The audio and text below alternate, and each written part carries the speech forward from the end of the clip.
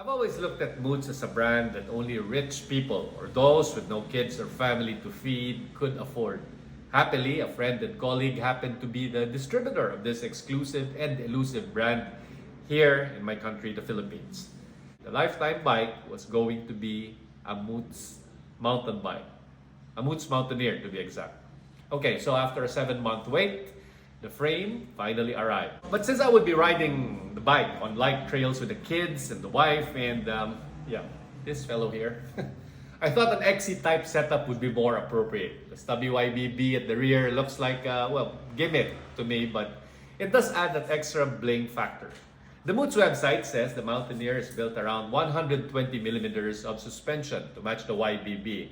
I did my math, that's 4.9 inches to 1.5 inches of rear travel, or should I say flex. You see, there are no rear pivots on this bike. Whatever travel the frame has is due to the entire rear triangle flexing and hopefully returning to its previous shape after each hit or bump. Think of it as an airplane wing that flexes and bends during the flight but keeps its shape. Aircraft wings, incidentally, are mostly made of titanium because of this metal's quality.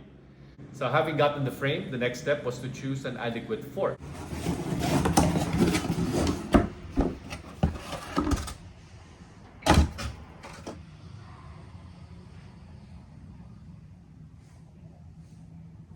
I know enough of 27.5 wheel sizes to say these work great on my giant Trans with all its full suspension goodness.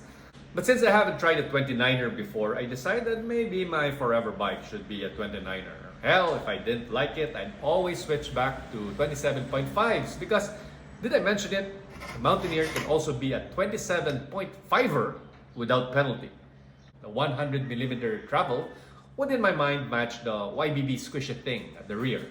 The fork would weigh in incredibly at around 1.3 kilos.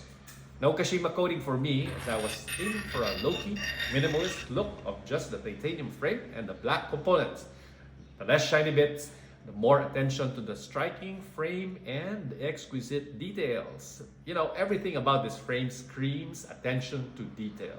The finish, the etched, or should I say polished decals, because there are no stickers or paint here, the lovely OCD pleasing stack of dime welds, and the super tight tolerances of the other parts. It's hard to believe that these frames were made by humans and, well, not robots. I mean, just look at how even the welds look.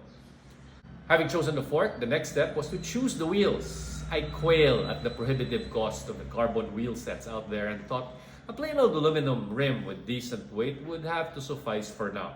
A dealer found me a set of Industry 9 trails laced to the older torch hubs. Well, easily upgraded to the 6-pole variety or 120 points of engagement. Wow, whatever that means.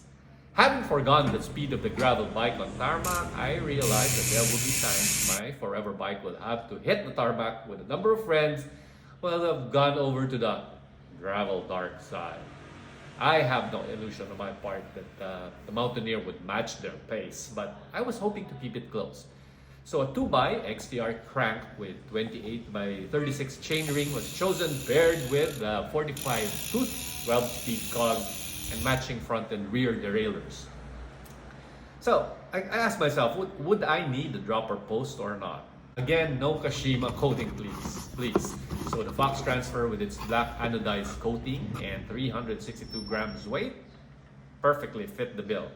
At this point, the cost was, well, getting prohibitive, and I had to scrimp on the XTR brakes, which cost as much as 3 times that of the XT version. Ridiculous. And as well as the rotors and shifters. As the frame forgoes internal cabling, I did my best trying to contain the chaos of wires and routing the cables as best as I could. The front derailleur cable had to be routed below the down tube. Not the best look in my opinion, but well, that's how this frame was built.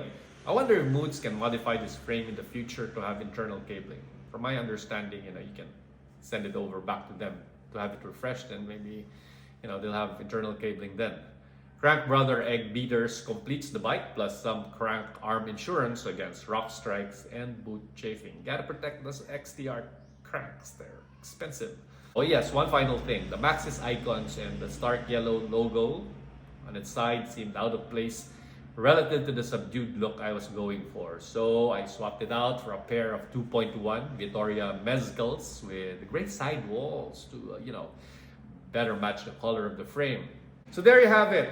How it will ride out on the trails, well, you'll have to catch that one in the next video. There it is, my Moots Mountaineer in all its glory. Many thanks to Attorney Goyo Larazabal of Biketown Cyclery for all the Moots goodness and assistance. If you find yourself wanting to build a Moots gravel road or mountain bike, head over to their shop in Pasong Tamo in Makati and they'll hit you up. Again guys, keep safe out on the trails.